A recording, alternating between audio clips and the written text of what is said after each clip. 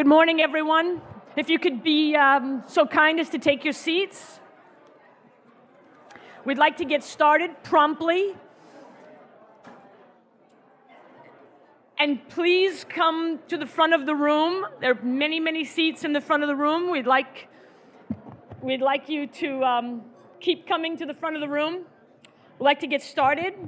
We promise this event will conclude on time. You can finish up some coffee and breakfast as you're coming to your seats, and we'll feel free to have some opportunity to catch up on your conversation when the event is over. I want to thank all of you for coming here this morning. We have a great turnout. We have a wonderful program this morning. No one will leave disappointed.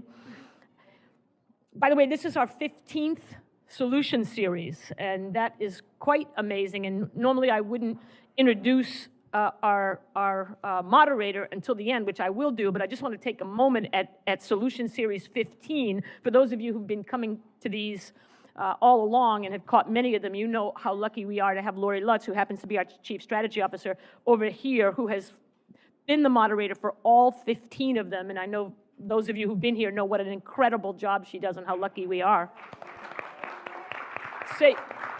There are several more seats up front here, and I'll go into a Laurel and Hardy routine if I don't see them filled relatively quickly here. So if those of you in the back of the room can come up and fill some of these seats. For those of you who don't know who Laurel and Hardy is, you meet me in the back, and I'll explain it to you. I want to thank our panelists. Please do come up front and take some of these seats. Thanks so much. Our esteemed panel, we have a great panel this morning. Cam Ritchie, good friend of mine. You'll be amazed about the breadth and depth of knowledge she has on this topic. Andrea Horn and Kim Elvin, we are so grateful for your willingness to be participating in this panel. This conversation is going to be great, and we thank you so very much for being here this morning. Thank you.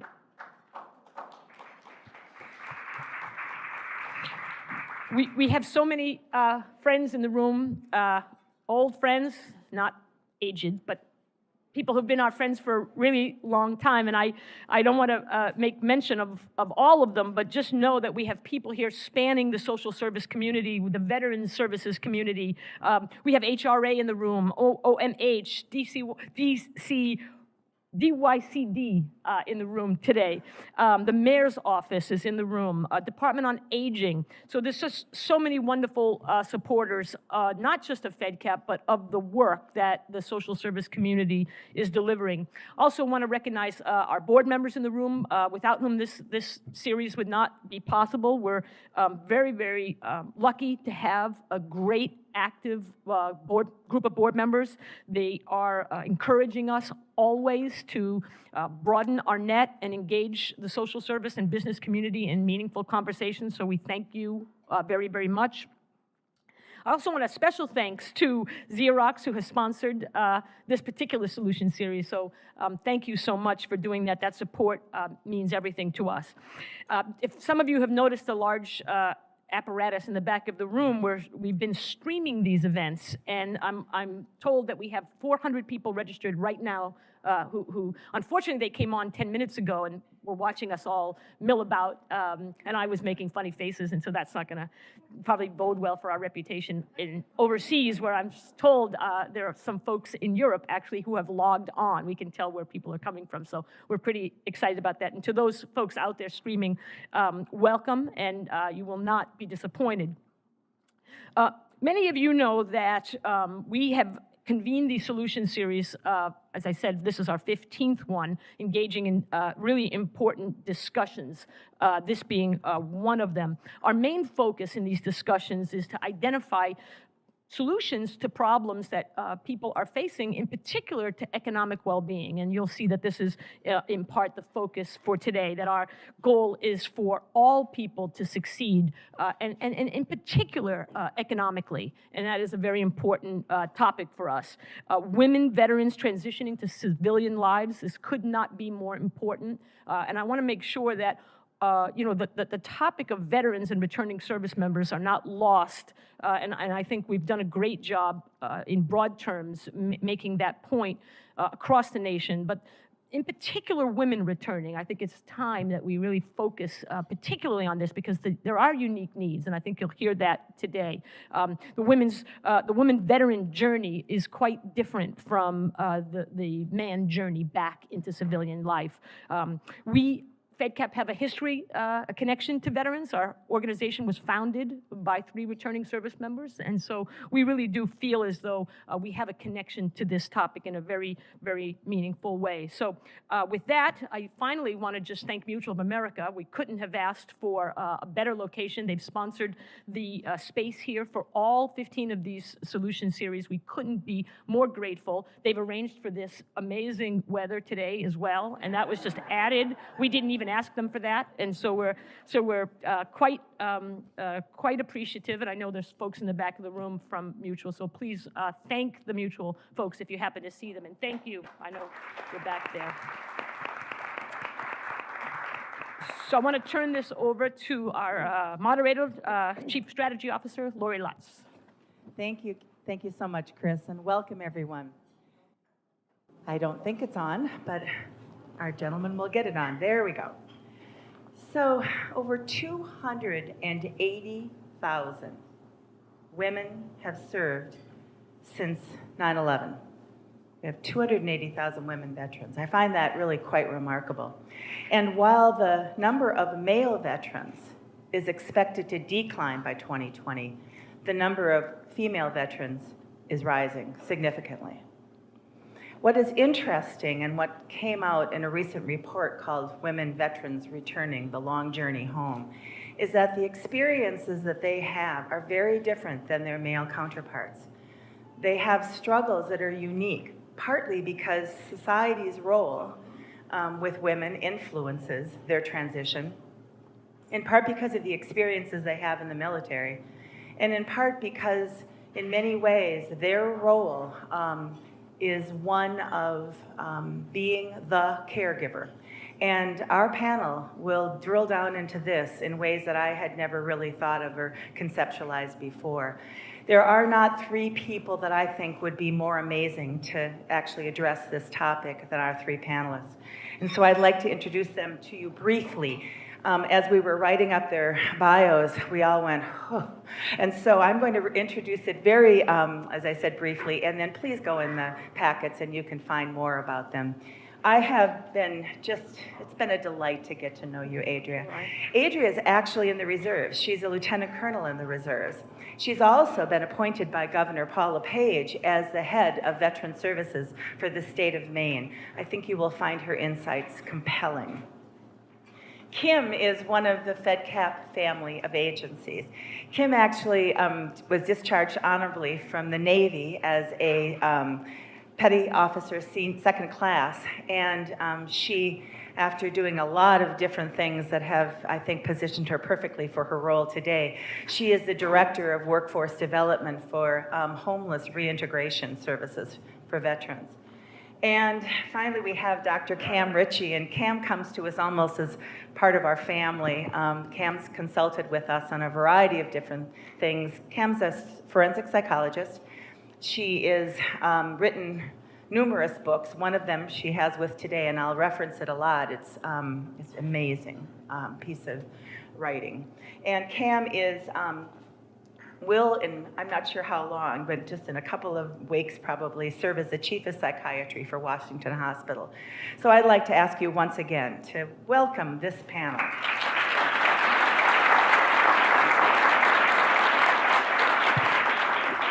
So we'll begin, Adria, when we were speaking in our multiple planning sessions, and you were so great and so generous with your time, you talked about your own transition challenges, and I wonder if you could talk about those right now. If everyone can hear me, thanks for having me all the way from Maine. I really appreciate that. The weather here is much nicer than it is there, and I'm grateful for that.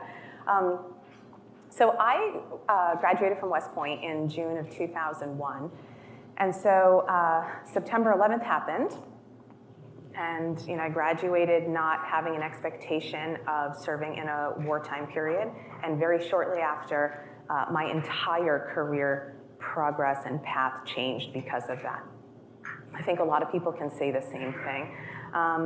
But what ended up happening, so I deployed 5 times. I was always in the wrong place at the right time, it felt like. And you eventually just become good at it. You just become good at deploying. It becomes comfortable. That's when you're basically not on the bench. You're not back at home. You're in charge of something meaningful, important. You have a real impact. So when I came home, really after about 3 deployments, I was exhausted and I asked for some help internally. They always say you need to get a mentor. You need to have a mentor. So be careful who your mentor is. So I thought who I had as a mentor, a male officer, and I said, I need a break. I need a break or I'm gonna break right now. I wanna see my family. I'm already divorced. I'm 25. I need a break. And I said, I want to start a family. I was recently remarried. And he said, listen, Adria, you can make a choice like I did.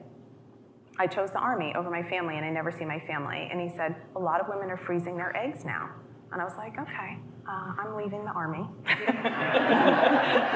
Yeah, that is bad advice. And some people do it. And sometimes if that's the only person you know or you trust, you're going to take it. So when I actually left, I was ready to leave, but I didn't know what ready meant. I was ready to not be here. So I transitioned, and I got pregnant and made a whole new life, moved to a place I didn't know, people I didn't know, had a baby. I think they tell you those are the top 10 things not ever to do all at once. We did them all at once. I just jumped right in. I figured I've been deployed 5 times, I can handle this, right? And then I couldn't really. I put out 30 applications for jobs. I didn't get a single call. I had an MBA, I graduated from West Point, I got out as a major. I had been in charge of a presidential detail in Indonesia, one of, handpicked by the ambassador. I mean, granted, I was probably confident in my abilities, but how could I tell somebody that when there was really no frame of reference? There was no frame of reference for anyone to understand what that meant in the circle I was in before. And so I think transition in and of itself means something different for everyone. And for me, it's been a period of time, not just a date on a map of a transition. Wow, thanks. Thanks for that. Cam, you had a sort of a similar perspective about this concept of transition. Well, some people think that you transition from the military one day and the civilian world the next, and it's clean and it's a curtain between the two. But it's not. For one thing, many people come in and out of the Guard and Reserve, go back and forth. One thing, Laura, you didn't mention, but I'm a veteran. I did 28 years in the military, and I had a variety of different jobs, so it's very different to work at the Pentagon, say, versus working at Fort Bragg, versus being stationed on the DMZ, versus in Iraq. So there's all different degrees. But then even when you are, quote, out, you'll hear something or smell something, the sound of choppers overhead, the smell of diesel fuel, the stench of rotting meat or bodies, and all of a sudden you're back in it. So it's not a clean and clear transition. And when we look at workforce development and putting people into successful jobs, we need to understand that. Cam, when you said that during our conversation, I think your exact words, our resolutions to the issues that we discussed today need to really take into account the transition is not simply a point in time. Can you just drill down on that a little bit more? Because I think that's a really powerful statement. So, well, first of all, how many here have been in the military? Okay, thank you for your service.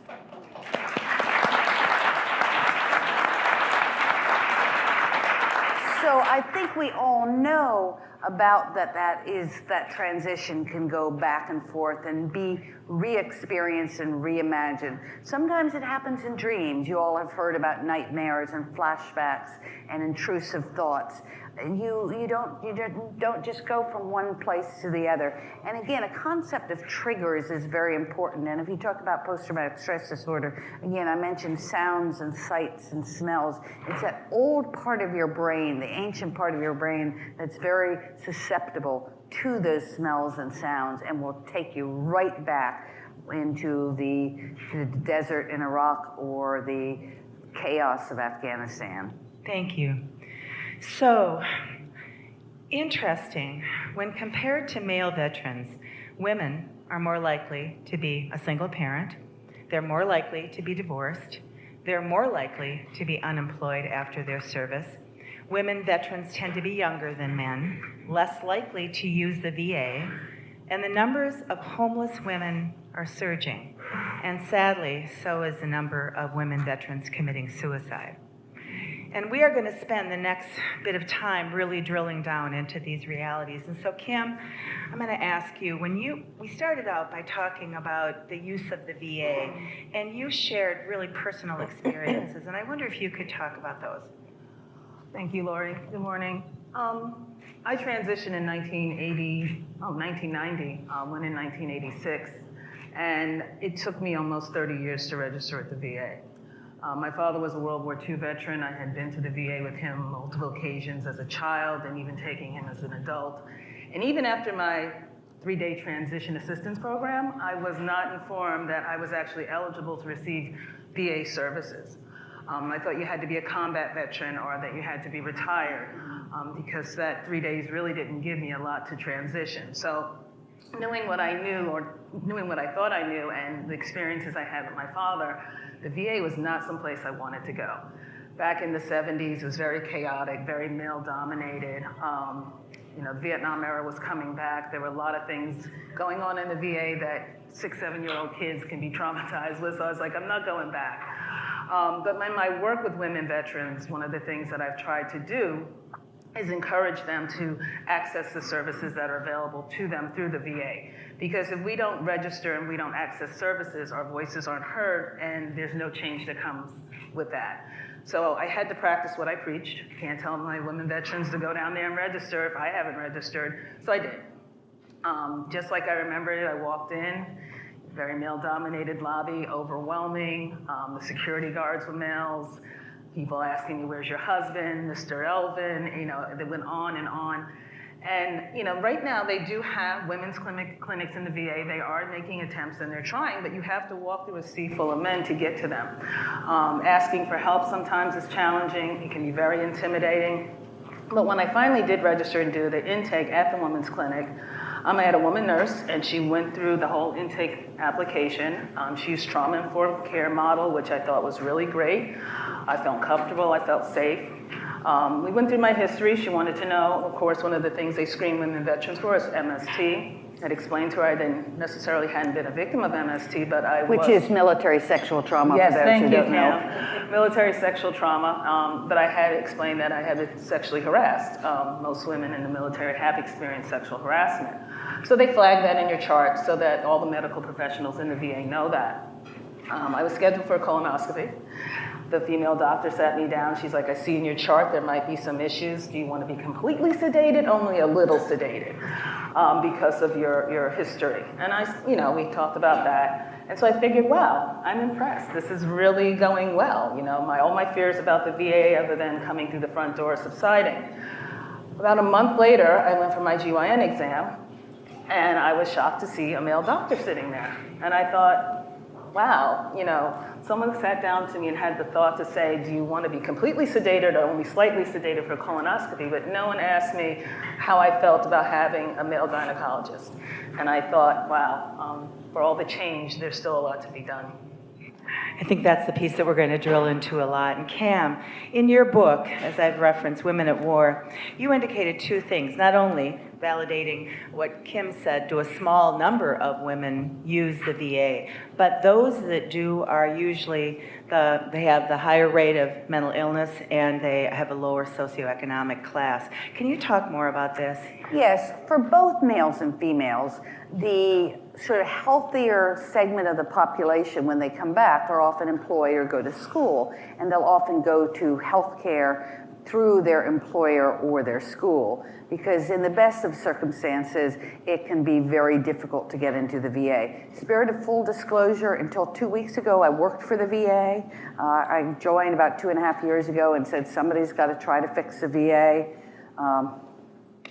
I had some success, but I got recruited out of that job. So I'm very familiar with the VA. I'm not speaking for them, but I will agree with everything Kim says in terms of crowded, male-dominated atriums that you've got to try to get through.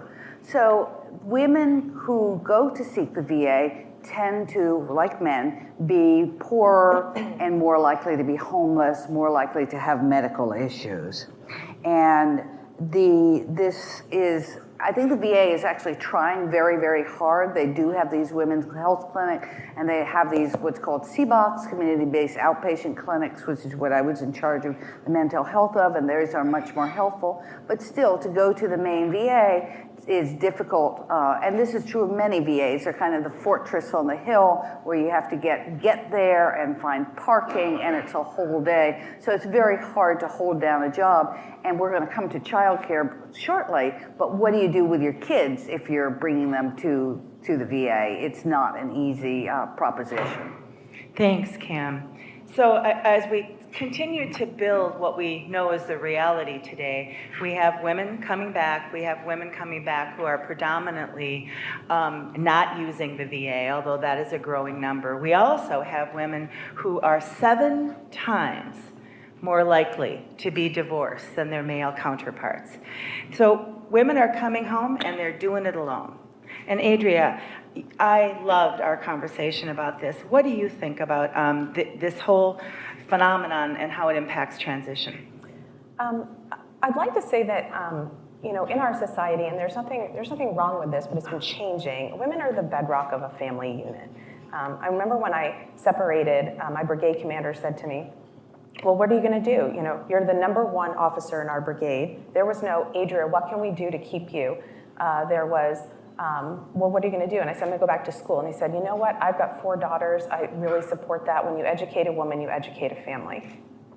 So he didn't look at me as a future force for him. He looked at me as supporting my family that I did not have yet because I was not with child. I could not believe that was a response to me. But that's the thought process, and we're the bedrock of the family. If you're deployed, your wife is paying your bills, is taking care of your children, and it happens so much more statistically for women than it does for men.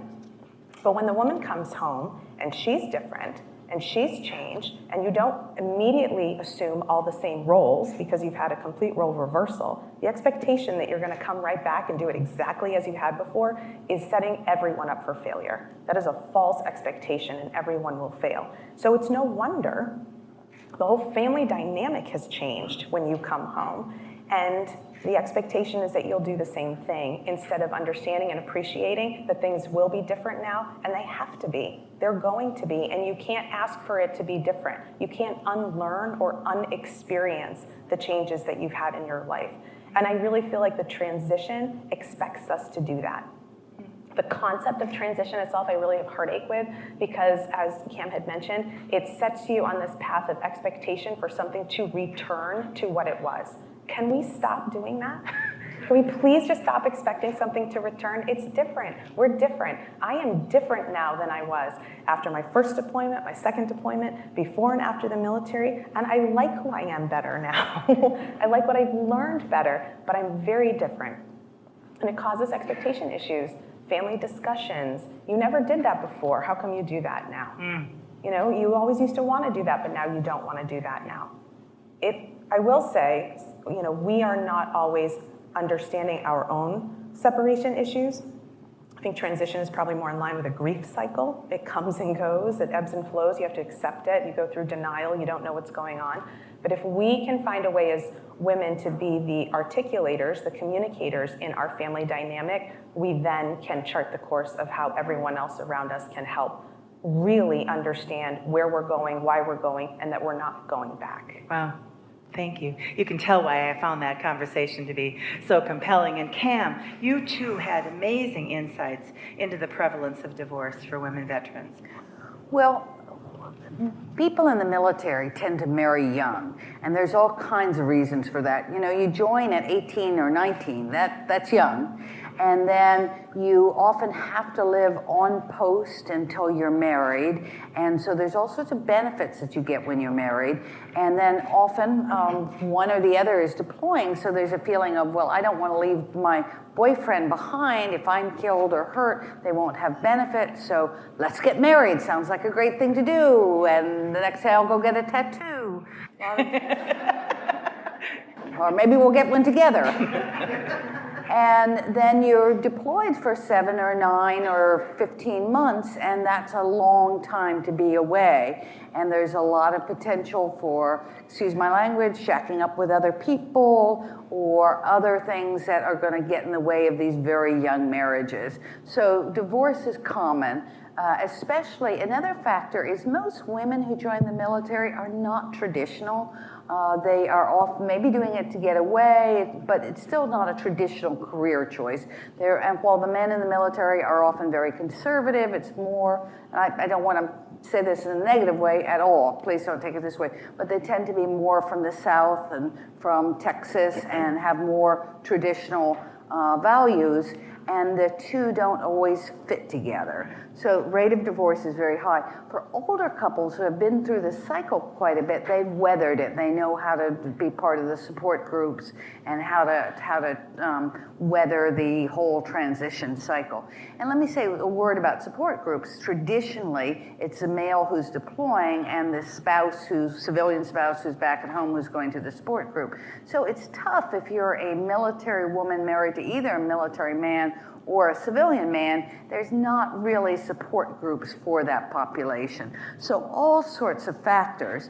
And then one of the problems, again, and we're going to talk about this more, is if there's small children and a fragile marriage ending in divorce, what happens to the children?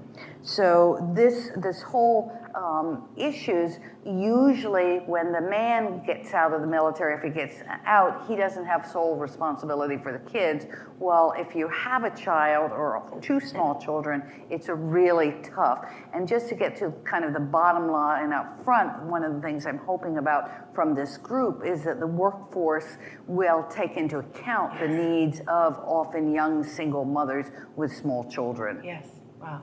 Thanks, Cam, so much. Kim, you had a very different kind of an observation about the high prevalence of divorce, and I want you to share it because I thought it was really interesting. My observation, and being one of the people who join the military very young, and what Cam says is all very true. You're separated from your family, you might be 1,000 miles away, and you try to find family somewhere, wherever you can.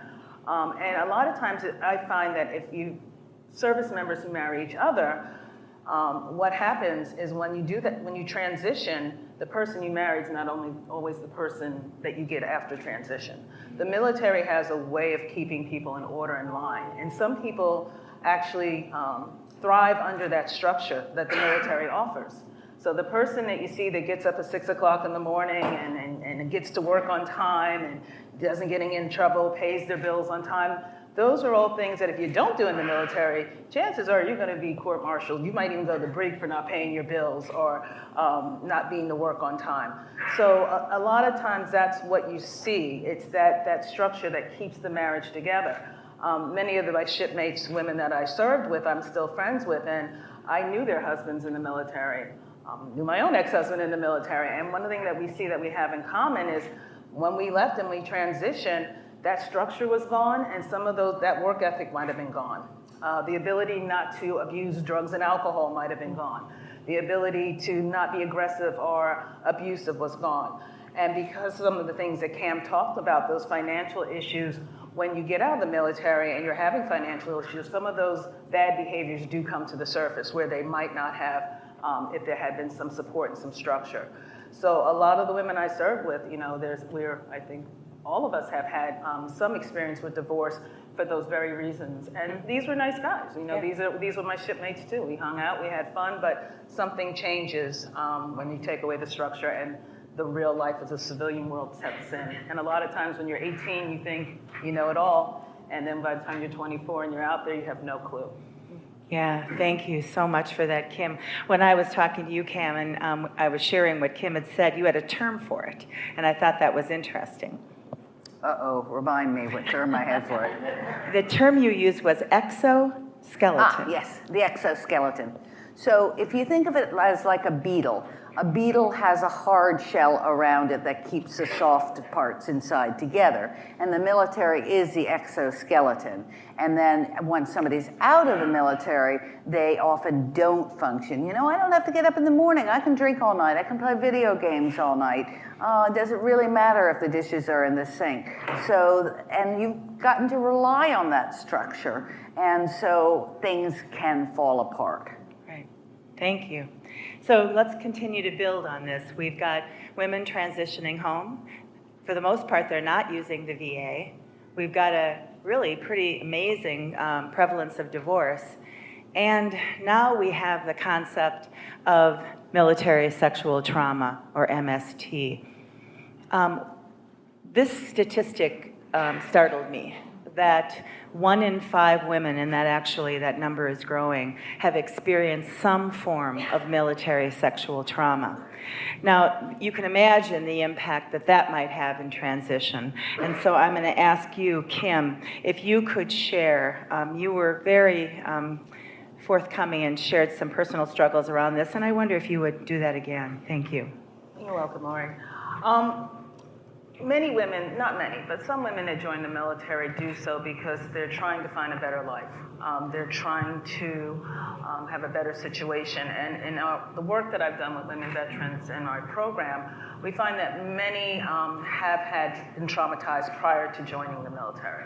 So to them, the military might be a good place to start a career, might be patriotic, want to defend their country, and relatively safe. And I say that, don't laugh at me, we all know the military is not historically safe. We have a job to protect and defend, and we go there knowing that we might be faced with a combat situation. I was a Cold War veteran, so I did not see combat, but even in peacetime, your job in the military can be very dangerous. We see on the news all the time how aircraft go down and someone's lost at sea. So you know going into the military, it's not going to be a cakewalk. You don't have delusions that you're going to this place that's warm and fuzzy.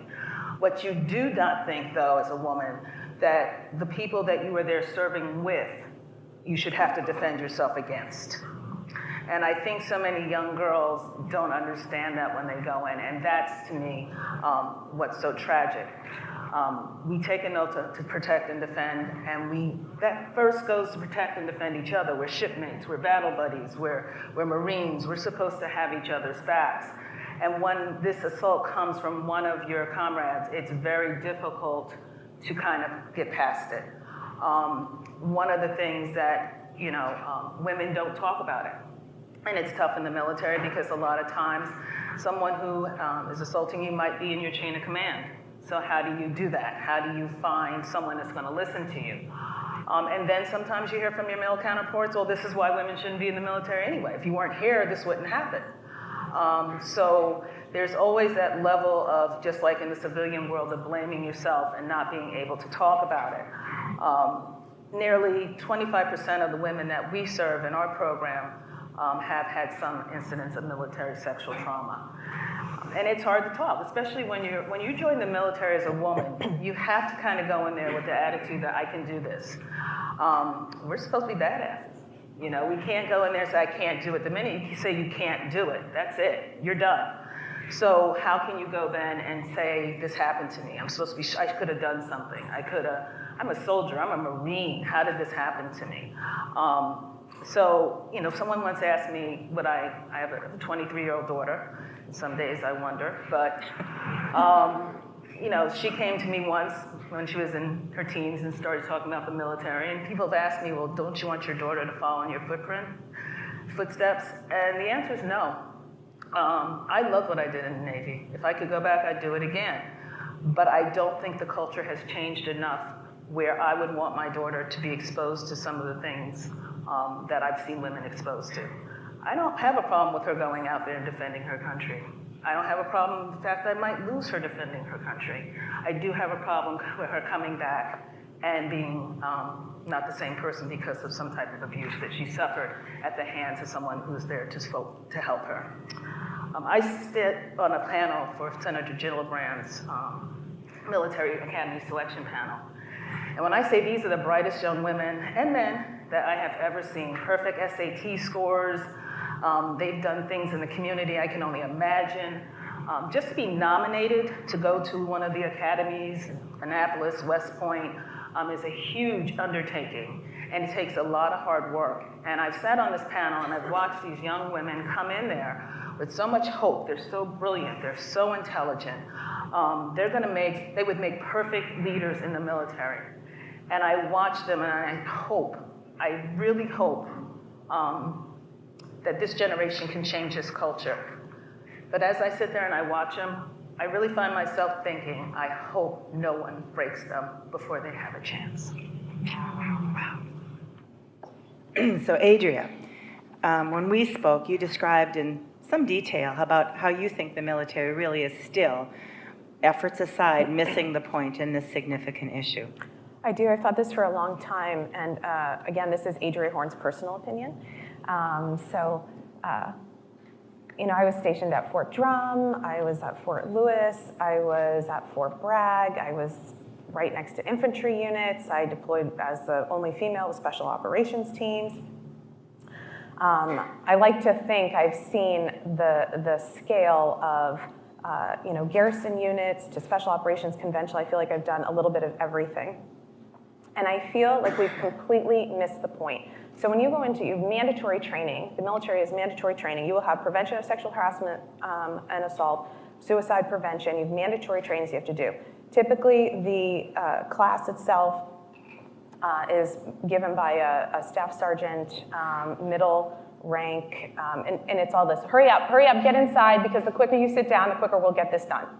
So we're gonna set the tone for something that's destroying us from the inside by telling you that this isn't important from the outset. Every single one I've ever been to into the military starts the exact same way.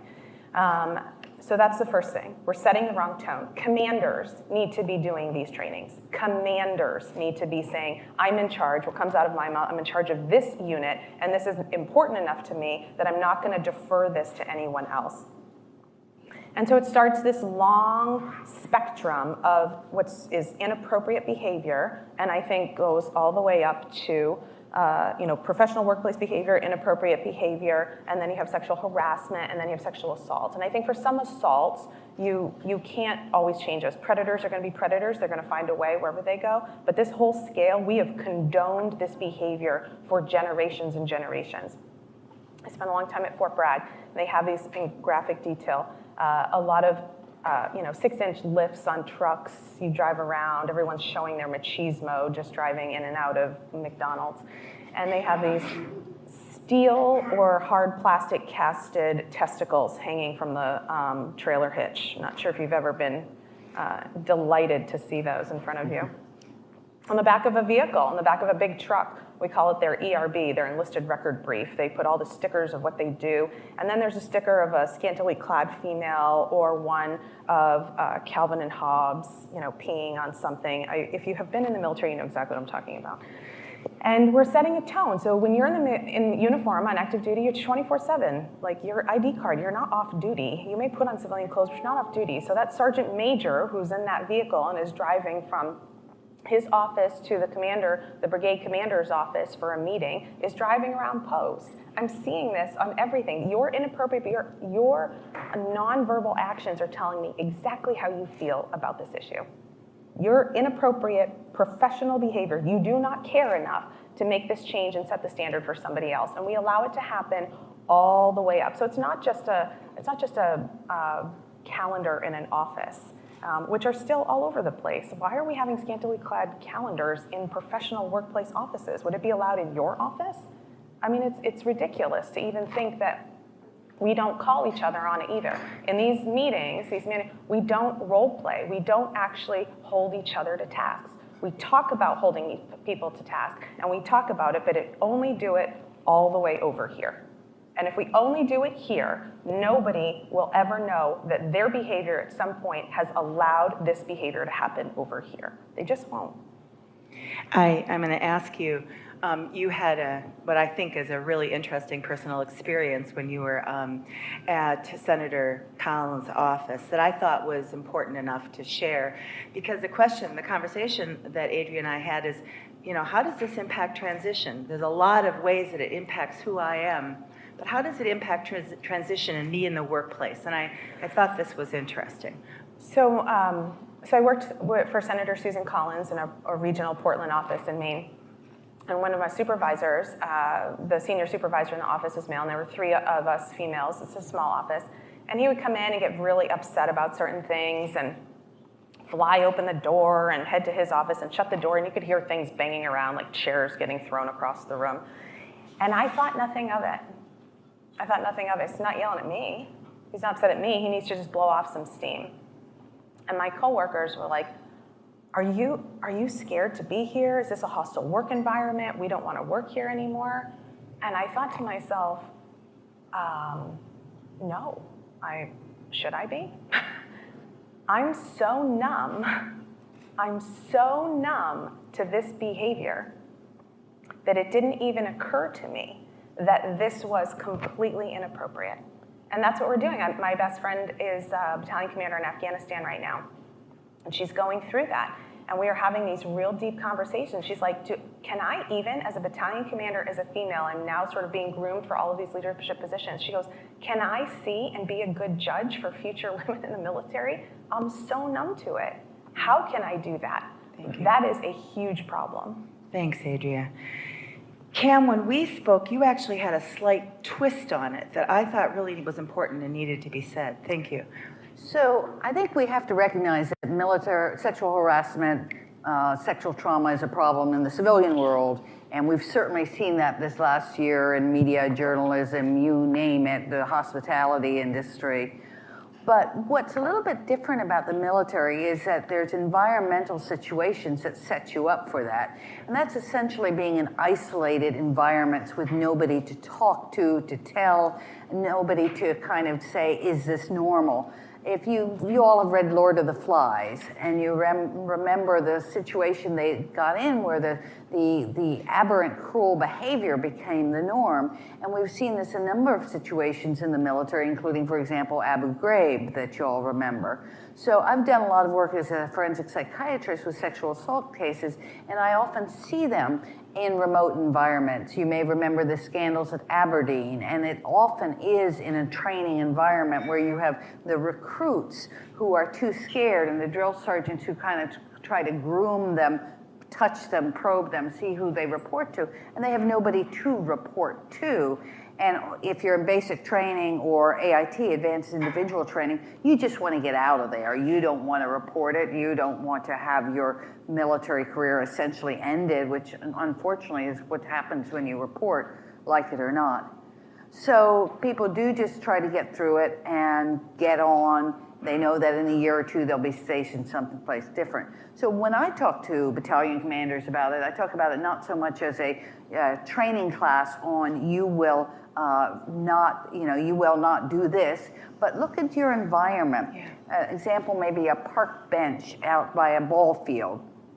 What's the point of that? Well, the ball field, you've got the softball game, and then after that you got the beers, and then after you got the sitting around and getting up to something, and then something happens, and it often is a sexual encounter, a sexual assault, and because there's no light there, nobody can see it. So put a light above that park bench. Very simple intervention that can prevent a lot. Another theme here is that if somebody is struggling with transition compounded by sexual assault, they may drink too much, they may do some drugs, they may get depressed and slide into that spiral, the post-traumatic stress disorder.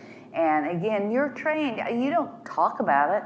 I used to say in the runs in Korea, I can hang, suck it up and drive on. That is the motto. That's what you do, suck it up and drive on. I think that's one of the, Cam, if you had said that before, that probably would be on a poster. Suck it up and drive on. And just imagine that suck it up and drive on mentality as we now dig into one of the next pieces of the puzzle. So imagine, again, building this. We are transitioning home. We are divorced. We're not using the VA. We may have experienced some form of military sexual trauma. And now we find out that women veterans are the fastest growing homeless population. It breaks my heart, period. And I love, Kim, you're thinking about that, and I love the way that you think about that in your current work. If you could talk about that. So when you think about homelessness, it takes on many different faces. Many of our women veterans are not your typical homeless veterans that you're seeing on the subway or the streets. Not in New York City, but there are communities around the country where there are camps with homeless women veterans. For the program that we provide services to, we primarily see that they are at risk of being homeless. They might be behind in their arrears, their rent or the utilities. They're couch surfing. Very often they're couch surfing. Or they are in a situation where they're living with someone and it's not safe and they have to leave. What I'm seeing is a lot of the women who join the military to get out of that tough situation I talked about before, Lori, when they come back and they're transitioning, the tough situation hasn't disappeared. Yeah. Okay, so they're coming back and the situation still exists. They might be staying with family. Well, they couldn't stay with family before they went to the military, so now they come home with a couple of children. They really can't stay with family. So it's the lack of support when they come back, not having that support system that they might not have had when they left. Now, they really don't have it when they come back because they're coming back with all these different issues that we've talked about today. They might have military sexual trauma. They might have post-traumatic stress disorder. So all this causes friction in the homes. And a lot of times women veterans, and I'm going to keep saying it, do not know what services they have access to and that they are eligible for. And that needs to really change when we talk about transition. The key to really combat homelessness is employment and support services, but you can't have one without the other. You can get someone a job, you can get someone into housing, but if they don't have support services, they're not going to make it. We're going to see them back. They're not going to keep that job. They're not going to keep that apartment. Our work with women veterans is very rewarding. Many of them in our program, have more education than our male veterans. Many have military MOSs or jobs they did in the military that transition a little bit easier. Now, those who drove tanks, not so much, but, those in administrative, HR, medical, it's a real easy transition to get them into a civilian employment situation. We also see our women veterans who are homeless or at risk are highly motivated because not having a support system and generally having to be the head of their household. So they work with us very closely to get employed and to find not just a job, but a career path. Thank you. Because that's important. Thanks, Cam. Cam, you too had some, I thought, profound observations about the growing issue of homelessness. Well, coming back to a theme you've heard me talk about, young kids. So women in the military are twice as likely to have an unintended pregnancy rate than in the civilian world. Why is that? Lots of reasons. One is they may be stationed overseas where they may be deployed and Plan B is not necessarily available. You're not supposed to have sex in a combat zone, but guess what? These are 20, 21-year-olds, high testosterone, high estrogen, in constant danger. There will be sex, some consensual, some less so. In many countries where people are stationed, such as Korea, it's illegal to have an abortion. So you get pregnant, what are your options? Back hanger, coat hanger, back alley abortion, Korean clinic, or you have to tell your commanding officer, hey, sir, I'm sorry, I need to go back to leave on the States, not at my time. Well, why? Well, I'm pregnant. So how many people want to tell their commanding officer that they're unintendedly pregnant? So they delay and they try to figure out what to do, and then after a while it becomes too late and they have a child, and then they think that they can manage the military with a small child. And maybe you can, especially if you have a supportive mother or somebody to take care of the child when you deploy, but often you don't. So what we see is women leaving the military thinking, I can go to school, I can stay at my friend's house, I can couch surf, and I can work, and then it's really hard to do with small kids. And just to remember to emphasize that the shelters traditionally are built for male veterans, often the Vietnam era. Very few of them, as it's on your back there, have ability to take care of small children. So again, take home point for potential employers, please think about the helping with supporting the young kids as well. Cam, thanks so much. So now, not only do we have a surge in homelessness and all the other things that we've described, sadly, suicide is rapidly increasing among women veterans. And so I want to talk just a little bit about that issue. That issue could be a panel in and of itself. And then I want to ask our panel to shift to what are 1, 2, 3 really quick takeaways. This is our call to action. So Colonel Sutherland from the Dixon Center often starts his speeches by indicating that 20 veterans commit suicide every single day in this country. And the rate, while that's higher than the civilian population, female veterans have a rate between 3 and 5 times higher than civilian women. And the percentage, as I indicated, is only growing. So Adria, you had some very interesting insights into this. I think what we had talked about previously about women being sort of this bedrock, and now you've come back, and now your family and everyone's really proud of you. You've done some really tough stuff, and you should be really proud of yourself. And so if you need to ask for help, you're the tough one. Where does the tough one go to ask for help, right? In the military itself, you have your self-contained units. The structure of the military actually does us a disservice once we get out. We're really poorly equipped to advocate for ourselves. So when you join the military, it's all about a leadership structure. You're going to go up and up and up. So you always have somebody above you who's looking out for you, who has to report for your accountability. And as you go up, you then have those who are below you. So you become very comfortable with advocating for those below you, and you also become comfortable knowing there's someone above you advocating for you. So it's promotions, accountability, you've got to take a PT test, your rifle range is out of date, you need to get to the range.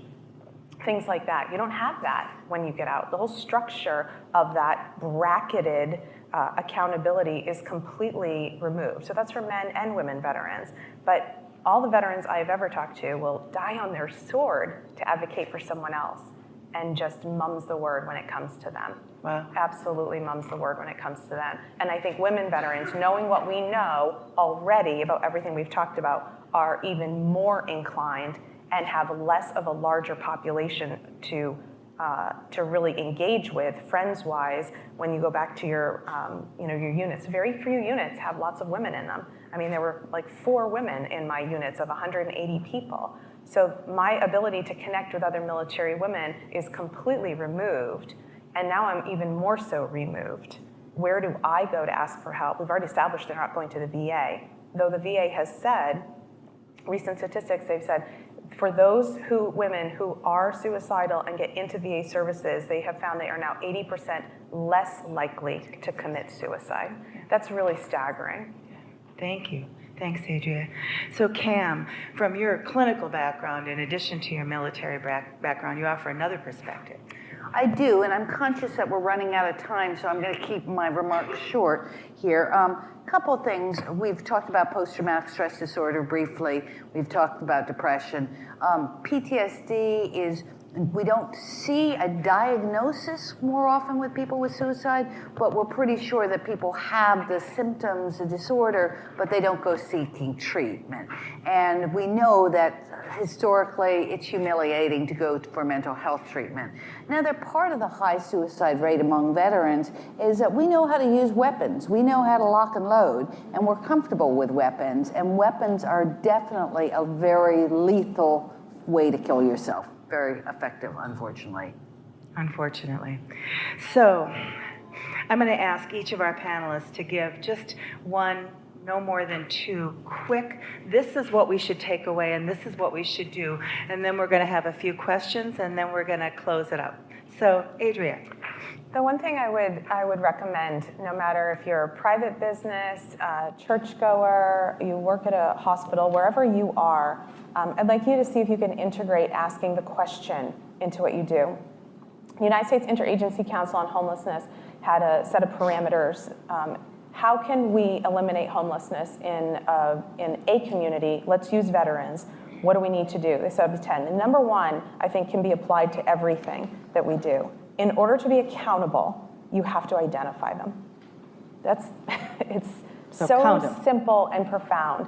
So if you're doing hiring practices, if you're trying to understand who's the demographic in your population, ask people if they've ever served in the military. Don't ask them if they're a veteran, because that allows them, as Kim had talked about, to interpret whether or not they think they're a veteran. Ask them on intake forms, applications, and have you ever served in the United States military? To know who your veterans are, because we've talked about all of this. How do you apply it? You can only apply it if you know who they are. Know who they are. Thank you. Kim.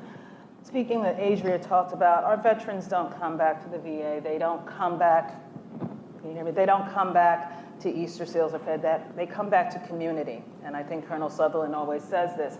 As a community, we have to be prepared to welcome them back. Many of us have said that they go in as young men and women who are really just learning about life. And if you spend 4 years in the military, you're indoctrinated into the military culture. So we need the mentorship programs to help these young ladies and young men to come back and know what it's like to be in the civilian workforce, how to navigate the civilian world. So, you know, a mentorship program for veterans that have a civilian mentor and a veteran mentor to help them navigate through the transition period. So we've got count them, mentor, Cam.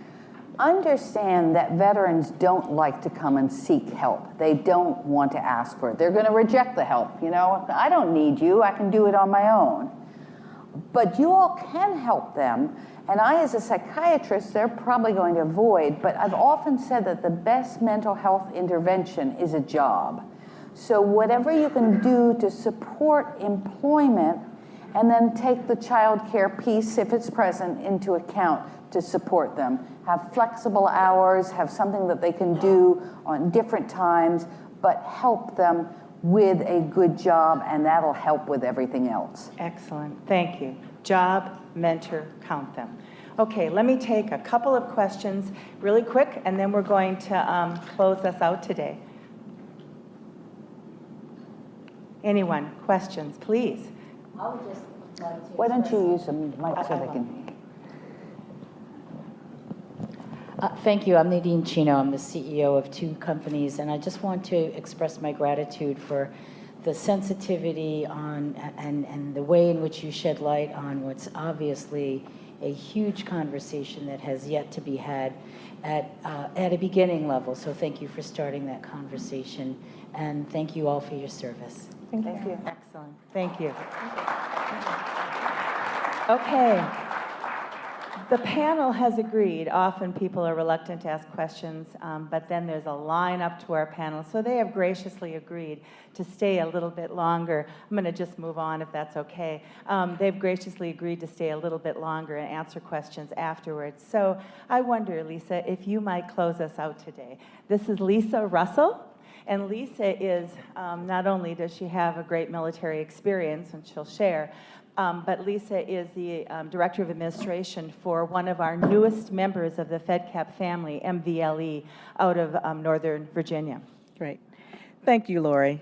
I want to thank our wonderful panelists for providing such a great insight into transitioning of women from the military to civilian life. I know the ideas and experiences shared today will contribute to what Christine McMahon expressed hope for in her opening remarks. The day when all women veterans successfully transition to civilian life by finding support, employment, respect, and happiness they deserve. For the Fedcap family of agencies and our stakeholders, this solution series is only the beginning of the conversation. As Lori mentioned, This is a topic that is close to my heart. I served in the military for 10 years. I am Army. And during my 10 years, thank you, and in my 10 years, I became a drill sergeant. So I too know the experiences that are shared today.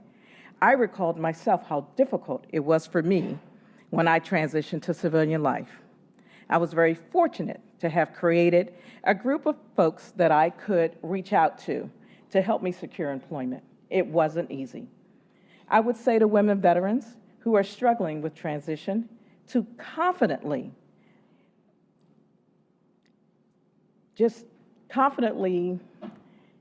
hold on to the experiences that they have created while they were in the military. And present yourself, as we always do, with confidence and believe in our experiences that we share. I want to say to the women veterans that take advantage of every class that's offered, every program that is offered, and definitely be vigilant about seeking the benefits that you so gratefully deserve. And make your network expand. Reach out to family members, friends, former veterans that can help you in these specific areas.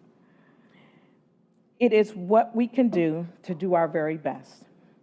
Thank you again for attending the Solution Series and for being a part of this important conversation. Thank you. Thank you, Lisa. Thank you so much.